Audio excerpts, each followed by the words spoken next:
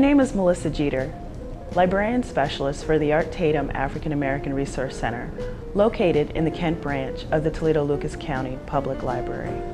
Welcome to the Art Tatum African American Resource Center's Oral History Project, the Edrene Cole Collection. Dr. Edrene Cole was a local African American historian and educator who began collecting the stories of noteworthy Toledoans in the African American community. With this oral history project, the Art Tatum African American Resource Center honors her memory and her work. Join me and University of Toledo Professor of Anthropology, Dr. Willie McCathar, as Toledo's very own African Americans share the stories of their lives. Hi, I'm Dr. Willie McCathar. In this segment, we're pleased to welcome Mr. John C. Moore. Mr. Moore is a native Toledoan, currently a consultant, and serves as chairman of the board of trustees at Owens Community College. Mr. Moore, thank you for joining us. Thank you, my pleasure. Mr. Moore, I know that you were born and raised in Toledo, and so I want to cover some of that history before we get into your professional career. Okay. So tell me, when were you born? Born in 1936. Okay. Was actually born on Division Avenue. If you're familiar with Toledo, where the Brand Woodlocks sit now, okay, is exactly where I was born, right there on the corner of Avondale and Division. Division. Okay. Right. Mm-hmm. Okay. What kind of work did your parents do? Father was a laborer.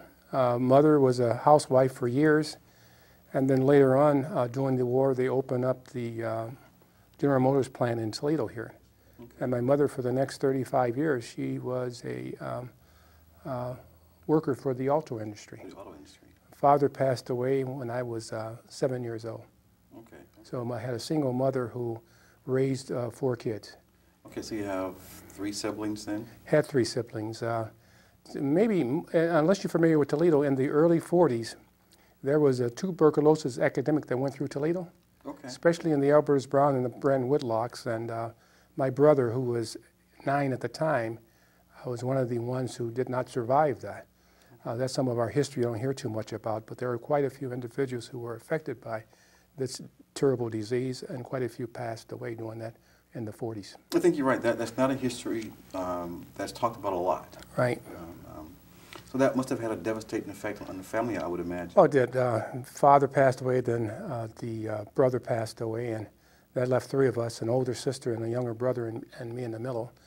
But we got through that and went to school at Gunkel, which is not there anymore. Okay. And from Gunkel, I attended junior high school, Robertson Junior High School. Okay.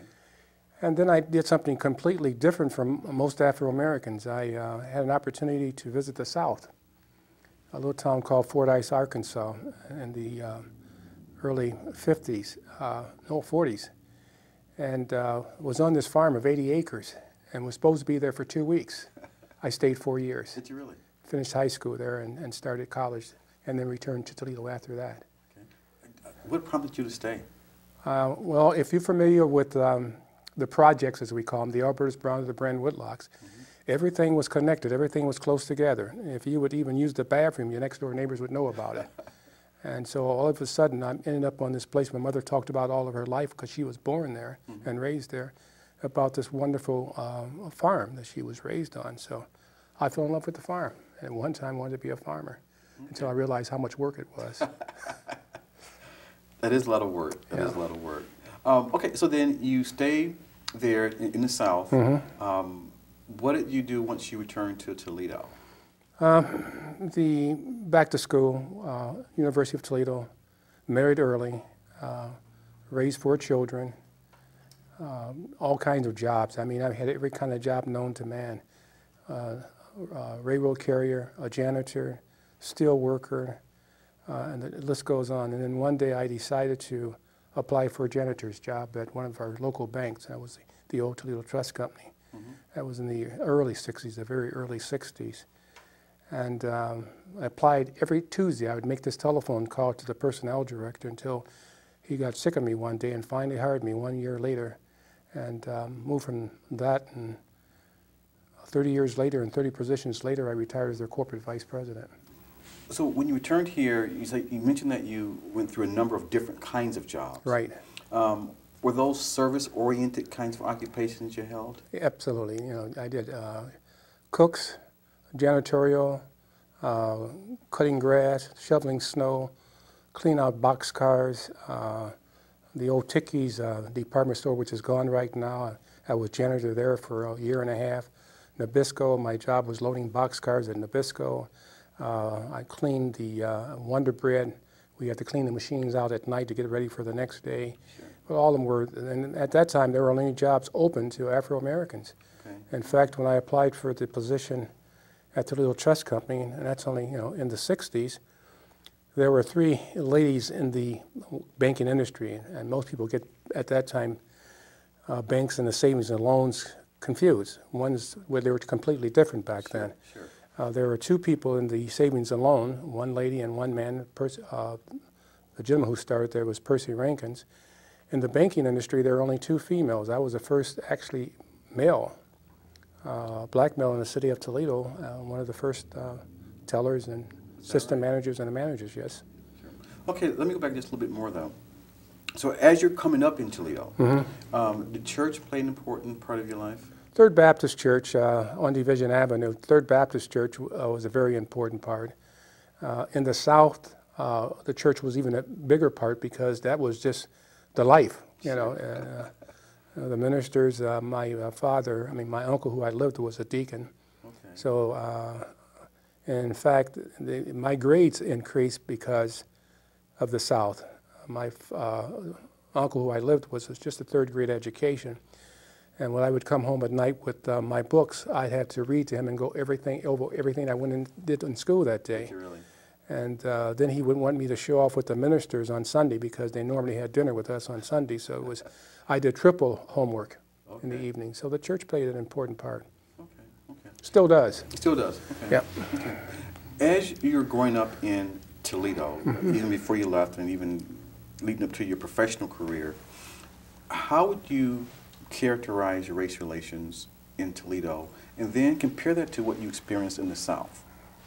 To be truthful with you, almost the same. At that time, it was no different. In the Albertus Brown, the community itself was all Afro-Americans. I mean, that was the root. That's where the Afro-Americans stayed, and the Brand Woodlocks and the Port Lawrence at the time were all Afro-Americans. So I stayed in a total black community. The school at that time was, the principal would be white, few of the teachers would be white, and then you had a few sprinklings of black teachers, but you were in that white community, and that community was kind of a control system. One thing neat about being in the Albertus Brown and the Brand Woodlocks, most of the professional individuals at that time also stayed there. Okay. Your funeral home director stayed there, your teachers, your lawyers, your doctors, your fire and police, what number that was, would also stay there. But you were segregated from the white community, sure. Especially during the elementary years. Our first time really coming in contact and competing with our white brothers and sisters when I attended Robertson Junior High School. Mm-hmm. But that was just in school, and when school was over with, you left and you went back to your own community. Sure, sure. In the South, you know, it was really different. You know, was there races there? Yes, there was racism there, and you couldn't go to certain places, and you couldn't go, you know, you had to sit upstairs in the movies, and you couldn't go to certain restaurants. Believe it or not, though, up until the 70s, there were restaurants in Toledo you could not go to. Hotels you could not stay, so it was not too much difference. Okay. So you really didn't miss that part of it. As I grew older, though, and hit the professional side, then there was a whole different world. Sure. Now, the reason why I asked that question, because I think there are still, you know, some young people, even some older adults, mm-hmm. Who thinks that you know, racism, segregation occurred mostly in the South, but not so much in the North. I can still remember a relative of ours who was playing at one of the local nightclubs here in Toledo. And I had been married maybe about 10 years at that time, so I must have been pretty close to 30 years old. And we went over to see him play. And we were told we could not come in. We were Afro-Americans and were not allowed in this place in Toledo. Really? Yeah, so it's changed somewhat, but there is, as long as there's different colors, different caste systems, you're going to have Absolutely. Yeah, so it's Okay. it's a little bit more undercover now than it was before. Now, at some point, you married. Right. Tell me about your wife. Okay, I'm married young. I just published a book on the life of my wife. We were married almost 52 years. She died June 11th, year 2007. We both had not finished college. She had not finished high school when we were married. But we both had made up our minds that we didn't like what we were doing, so we both went back to school. She went and taught for almost 30 years. She picked up her master's, and she taught for 30 years in the city of Toledo. Okay. I went on back to school until I graduated, and then moved up and two completely different occupations. Sure. You know, but she taught for quite a few years. And tell me her name again. Alvetta, A-L-V-E-T-T-A, and that's the name of the book that was published in September. Alvetta. Okay. Mm-hmm. Okay. Great. Great. Okay. So then, at some point, you decided that you wanted to apply for a job in the banking industry. Right. Let's go through that again, because Okay. that's an interesting story of perseverance. Mm-hmm.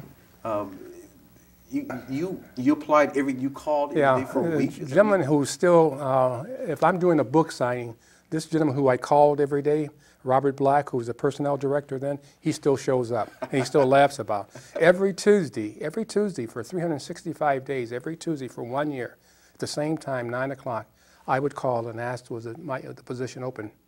And every Tuesday, I would call. And if I didn't get Robert Black, Bob Black, after I called him later on, then I would call back later that day until I made contact with him.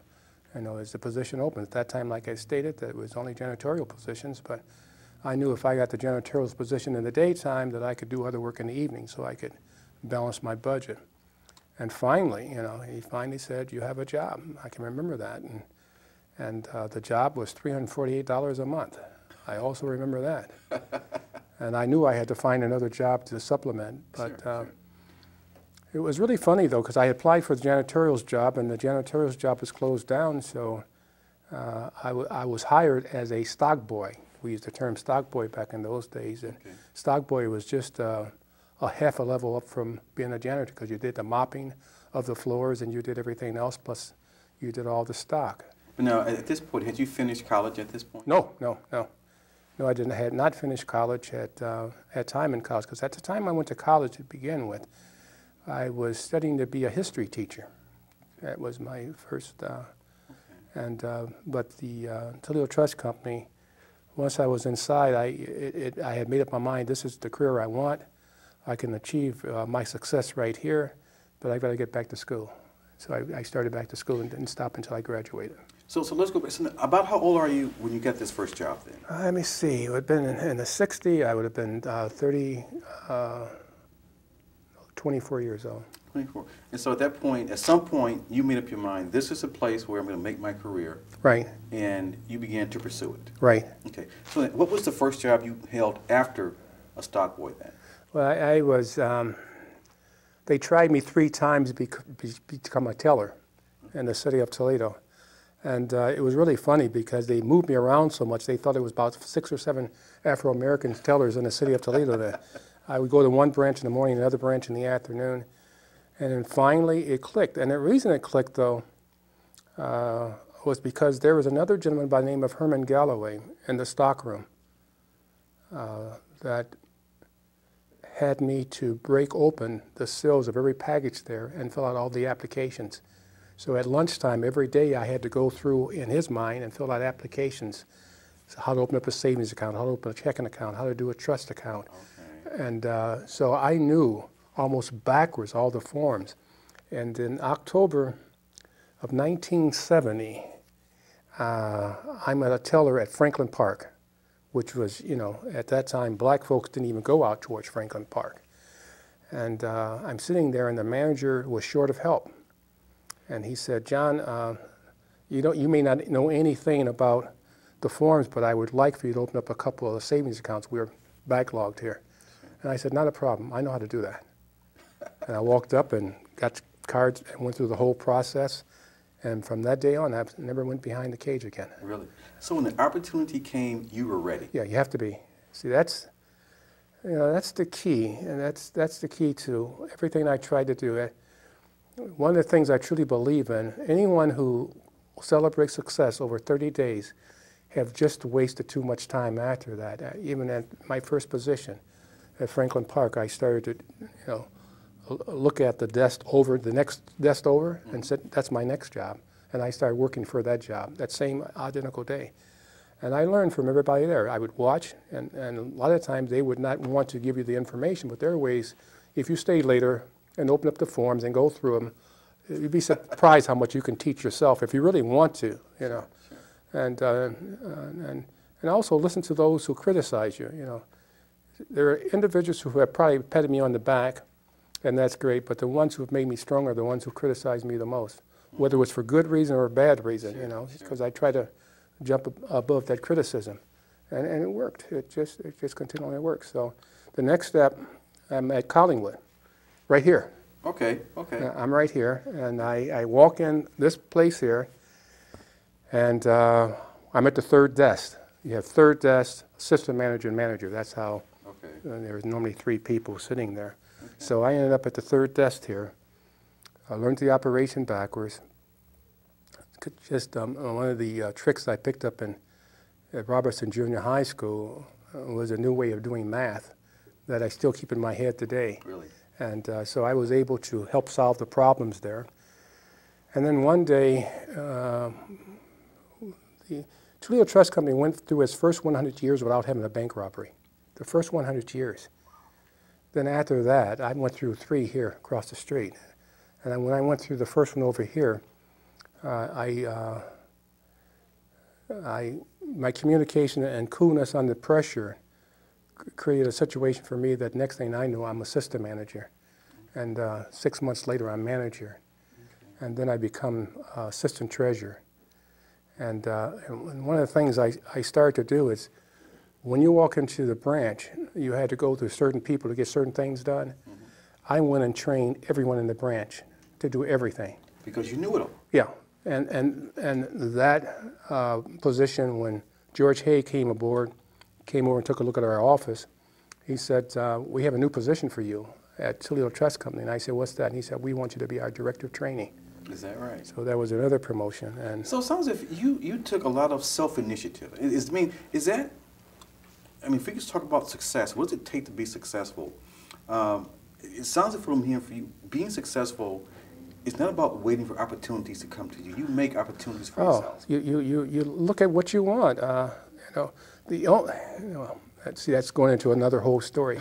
The director of training gave me an opportunity to look at the whole corporation, because where I was before, you're just in a branch setting. Now, you move from a branch setting to a corporate setting. Sure.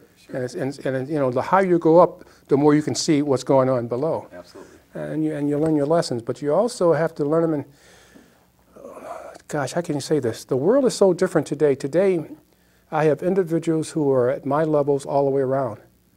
Coming up through that system, there are only a few of us around. I couldn't talk to another branch manager who had of color. Sure. I could not talk to another assistant treasurer of color. Right.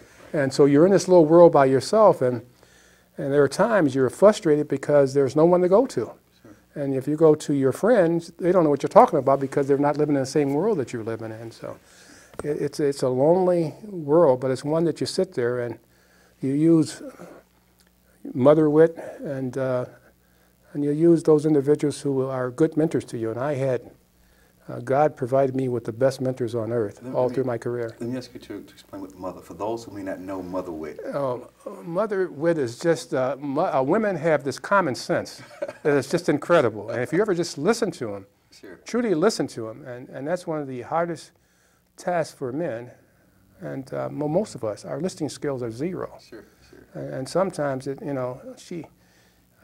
this when I was in the South with this aunt, I still, if you go through some of my books, you can see some of her quotations there. Is that right? And it was 10 years later before I realized what she was trying to tell me.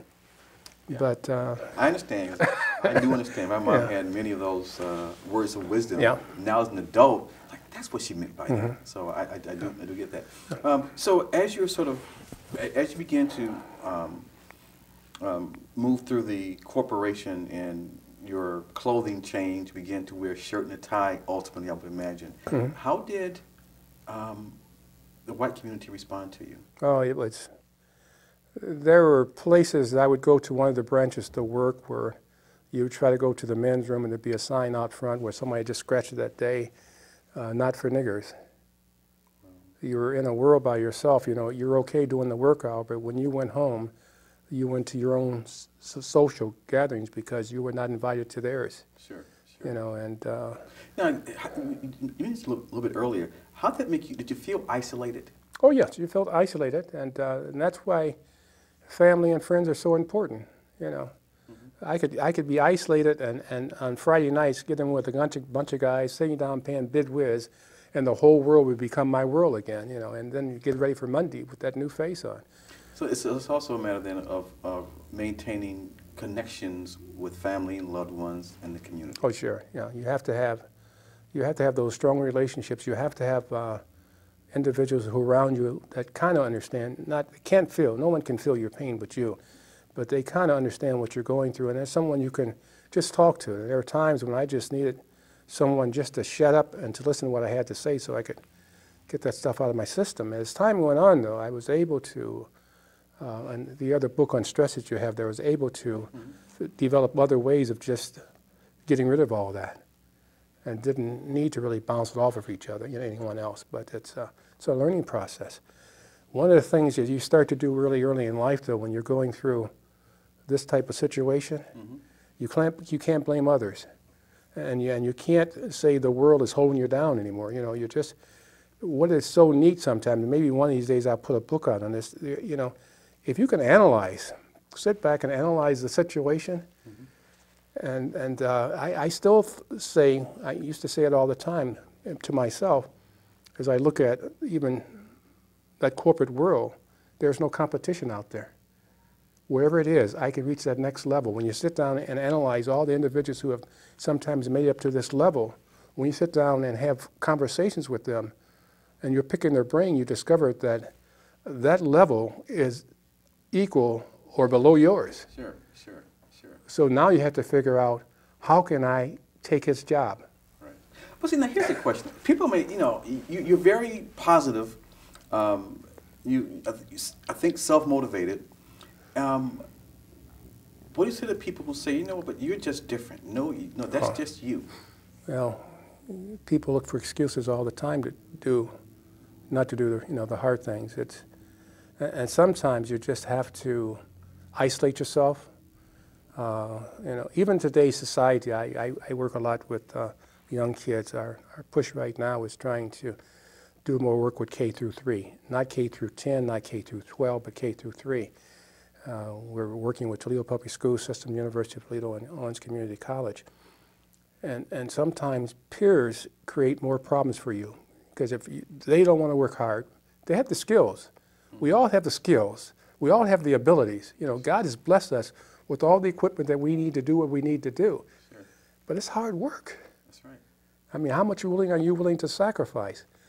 One of the guys who I thought a lot of, and him and I had a first argument, and I mean almost a breakdown argument on a performance evaluation. I mean, it was an excellent performance evaluation. And when it was all over, he looked at me and said, "Are you going to say thank you?" And I said, "No." I said, "Do you realize how many hours I put in? Do you realize the sacrifice my family made for you to do this? I mean, for me to get this? Sure. You know, you didn't give me this. I earned this. And I will never thank anyone for a performance evaluation, because I did this myself.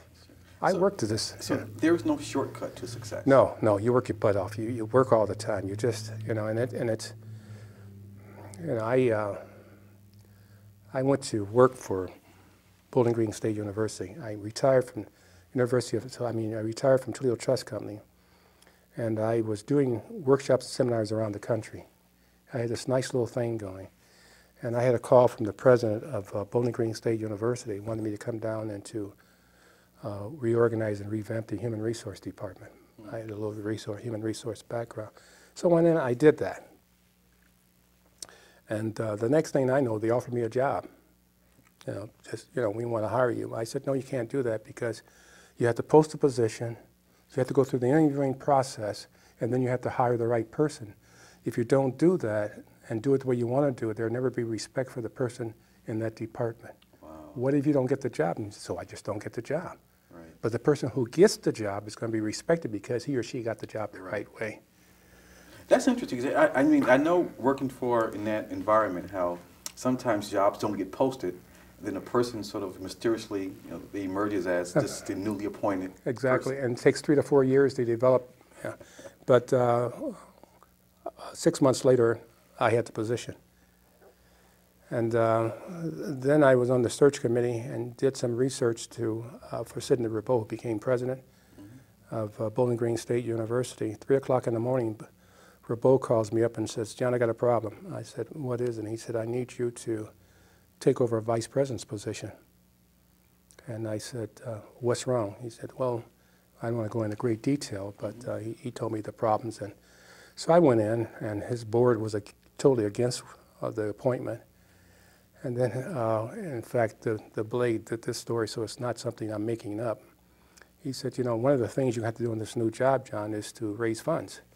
The best we've ever done is 3.2. And he said, "What can you do?" And I said, "Give me 3-4 months to know." I said, "Give me 30 days to figure out what this department can do."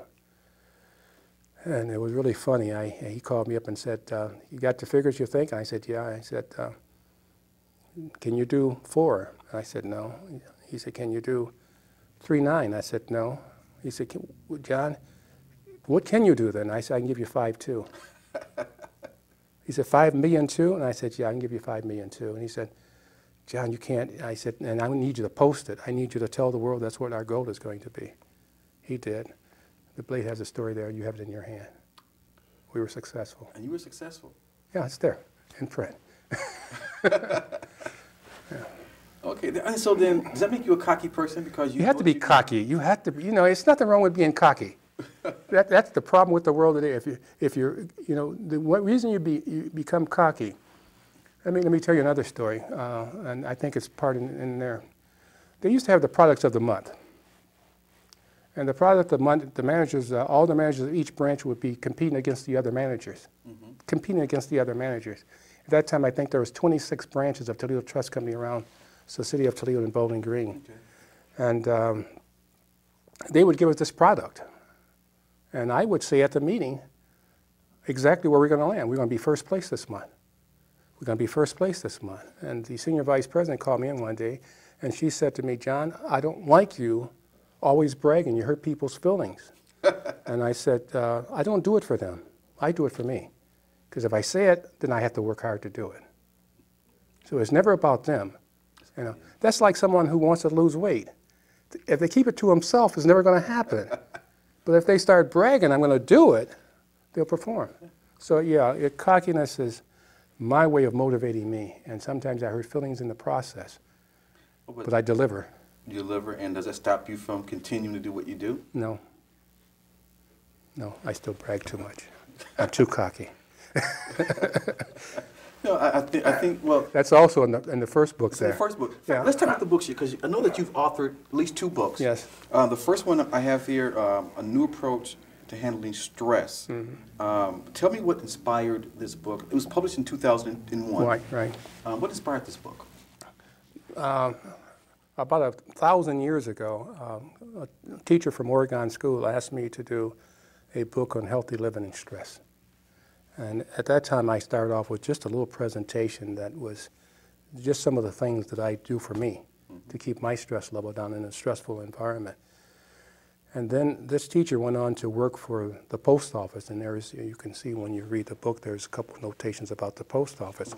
And then she asked me to come in could I come in and do my presentation for her group?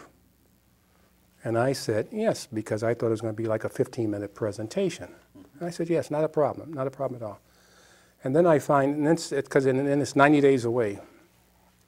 And then I get this letter simply saying it's for the post office customers. They're bringing people in from 3 different states, and they want you to make a 2-hour presentation 3 days during their session.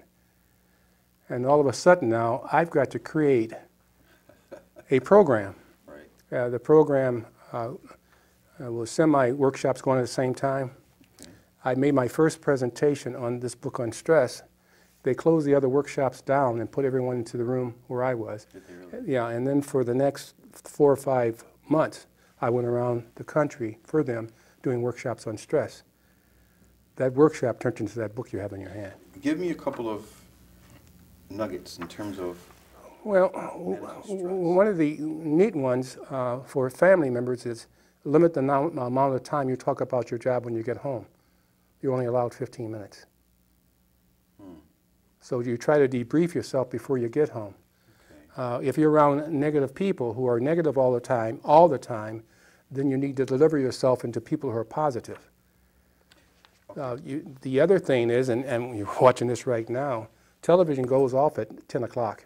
Never watch the news in the evening, never watch the news in the morning, because it starts you off going to bed with a bad attitude, and it's going to wake you up with a bad attitude, because all you're going to hear about is murder, robbery, stock market, loss of jobs, and all these other things. It's all the worst stuff. People don't realize this, and I've watched so many people do this. We go to bed with our TVs on, watching the 11 o'clock news, and we go to sleep. Our subconscious mind eats all that garbage. And then the next morning we wake up because we want to know what the weather is, but at the same time it's murder, rape, and all the other bad things. And I try to keep myself away from things like that. Sure. Let me just ask you this, though, Jack. In today's society, I know children watch just Too much. Lot of Yeah, television. yeah. What do you say to parents about the kinds of programming that their children are watching? You just tell them to turn it off. And you can't do that because in the days where kids have, in most houses right now, there are at least 6 televisions. We are so hip that there are even 2 in the bathroom. That's right. So I don't know how you do that anymore, because even when they go over to their friend's house, there's television. Right now, we're so hip that there are 2 televisions on the back seats of the cars now. So we're just in this world, and we're controlled by this world. Why do you think the crime rates continue to go up? And these kids are taking all these chances. I don't know how you stop that. I don't know how you tell parents. That's the problem that we're having now with K through 3.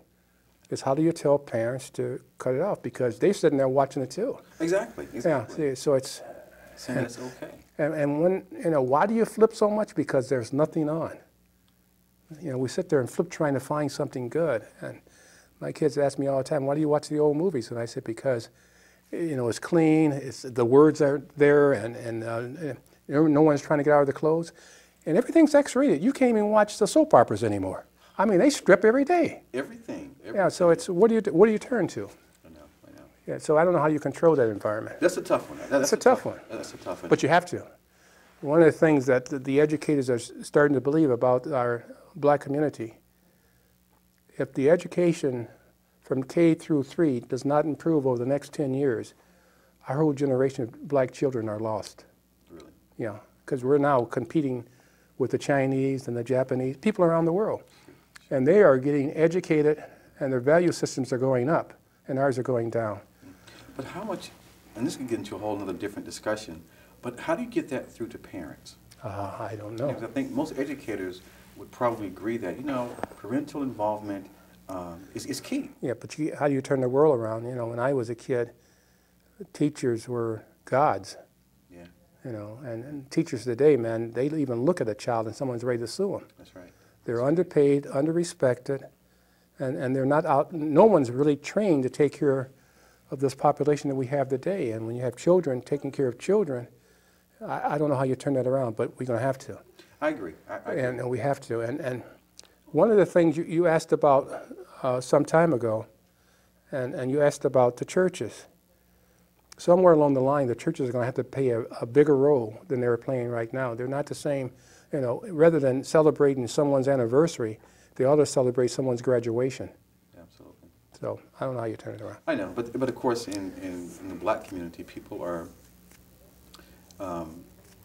not looked upon very favorably when they criticize or suggest that either black parents should do something different, churches should do something different. It's almost as though people then say, well, you forgot where you came from. Yeah. And of course, we know that's not true. Well, if you take a look at it, if you listen very carefully to what educators around the country are saying, and you look at, it's a proven statement that the prison system knows exactly how many new prisons to build based upon children by the time they reach 3rd grade. And that's an indication that something's got to be done, and we start too late. I mean, we should start trying to educate our kids while they're still in the womb. And how do we do that? You know, it's the music, the drugs, and all the other things that we do. And we have to lead by a better example. Absolutely. And, you know, and each one of us has a responsibility for our own little world, and that's going to be a challenge. That's the one that we sit down with TPS and University of Toledo and Owens Community College trying to figure out, but that's only in this little pocket right here. There's like a stew with 3 legs to it, and each one of those legs are important. Parents are important, and parents are still key. Parents are the most important part of that stew. Sure. And then the school systems are important. And there's a 3rd leg called religion that's going to have to play a more important part in their plan now that's also important. Those individuals who have their stews and they're stable will survive, and the other ones will not. Just, you know, all you have to do anytime is to visit our penitentiaries and look at our black, beautiful children who are there for the rest of their lives. Sure. And then you go back and you try to make this place a better world. Sure. It's tough. I think it's tough. There's a lot of work Yeah. to be done, and Yeah. I think And a lot of blame to go around. absolutely a lot of blame. Yeah. But it requires bringing a number of people to the table to engage in a discussion, to a real discussion, one that is not self-gratifying, but based on improving the lives of other people. Okay, John, so this was your first book. Let's talk a little bit about your second book and what inspired that. The first few pages of the book, my wife, we were in Florida. We go there every year in February for a month's vacation. And her personality changed, completely changed. It went from another direction. I didn't even know who she was. So I took her to a doctor and then to the hospital, and later on discovered that she had glioblastoma, which is a very, very, very rare brain disease.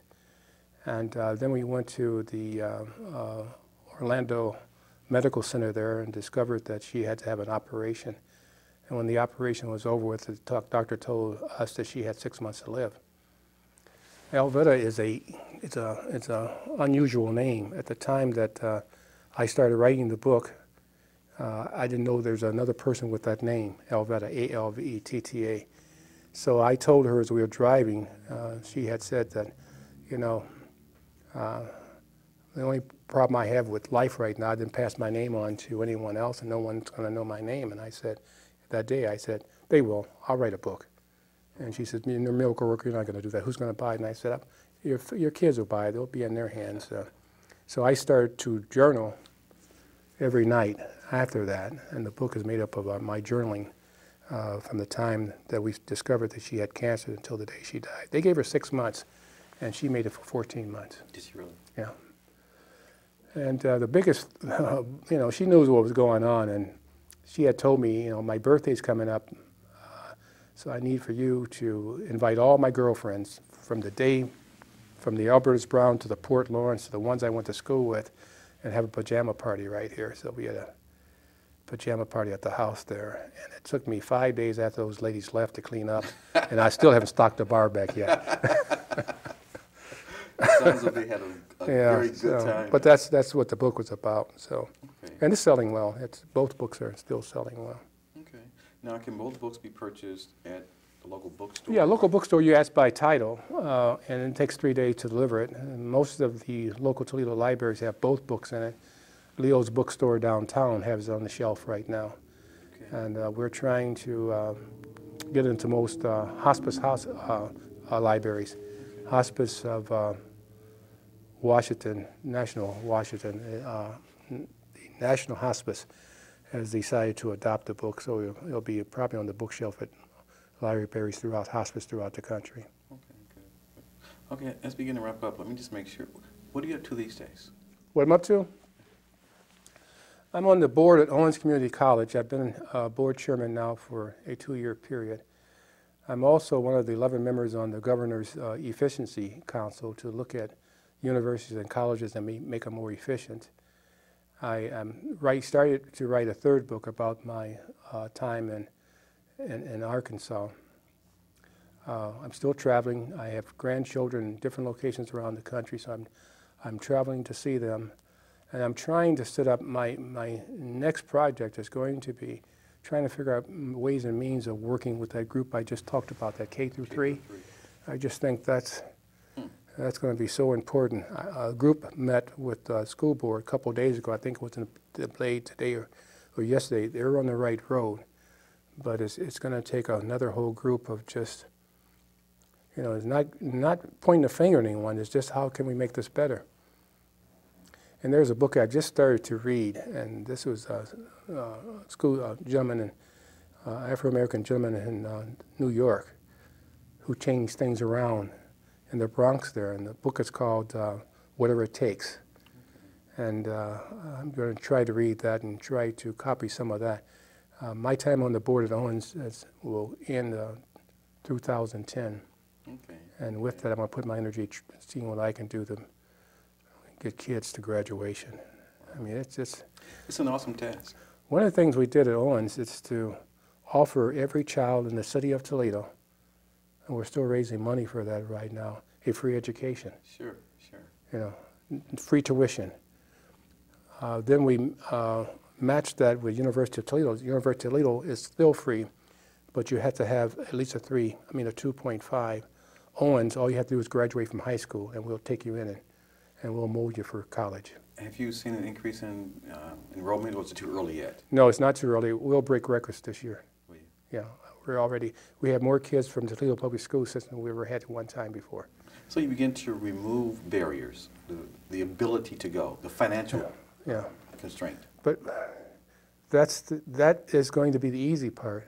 The hard part is going to be to get them up to snuff at the college level. Attention. Yeah. Easy part is finding money. That's right. Because you can do that. Hard part is the individual that you cannot. So the individual effort is going to be on the individual. How much you'd be surprised how much re-teaching we have to do to get them up to the college level. Oh, absolutely. I mean, as a professor, I see some students with various skill sets. Which says that people come from different high schools. And they're taught different. Students learn differently. Right. So I'd almost suggest there has to be sort of this approach of K through 3, but also having to go back and maybe re-engineer the learning that takes place at the senior high level. We have to do something, and good minds will hope resolve the problem. And the rest of the world is not saying, we're going to wait for you. They've passed us by. That's right. I mean, when we look at kids who can't speak English, and kids from other countries can speak 4 or 5 languages, we're in trouble. Absolutely. When you look at even at University of Toledo, when you look at the science-type teachers coming out, they're from other countries. Absolutely. And you're PhD, but most of our PhDs now are not native Toledoans, not native USAs. That's right. So we've got to change that whole thing around. Math should not be scary, and science should not be scary to black kids. Like I said, they have great minds. I mean, when a kid who's 3 years old can sit down and reprogram my whole computer, and I don't even know what they're doing, that tells you they've got great minds. We just have to tell them in the right direction. Sure. And I think they need to see people more like yourself, maybe even like me, but I think they need to see people who are successful. They need to be told, that positive reinforcement that you can achieve, you can excel. People, because kids don't always understand that. See, that's why it's not bad to brag. You're right.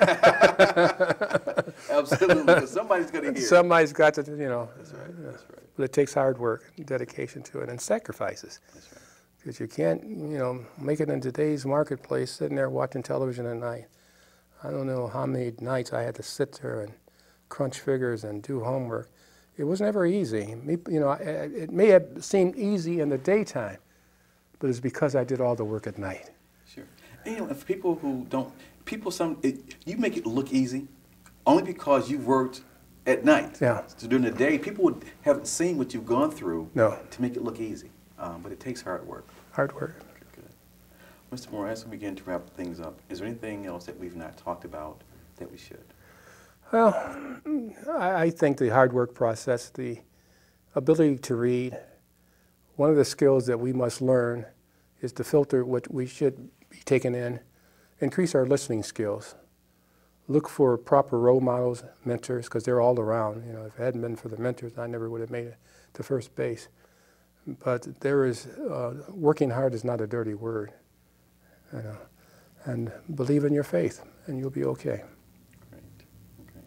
Mr. Moore, I'd like to once again thank you ever so much for taking time out of your busy schedule to share with us. And, you know, I can say that for certain that Toledo has been enriched because of you, and we thank you for it, and keep it up. Thank you. Thank you, sir. Appreciate it.